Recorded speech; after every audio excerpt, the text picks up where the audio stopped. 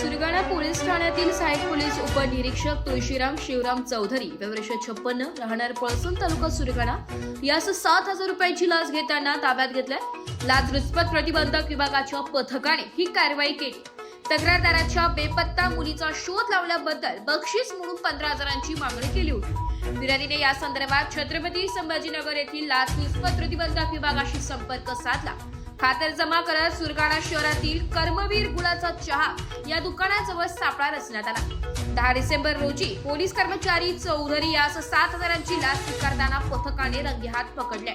त्यावेळी त्याचा 9,500चा मोबाईलही पोलिसांनी ताब्यात घेतलाय। यासह घरझडती घेण्यासाठी पथक रवाना झाले होते। याबाबत सुरगाणा पोलीस ठाण्यात रात्री उशिरापर्यंत गुन्हा दाखल करण्याचे काम सुरू होते।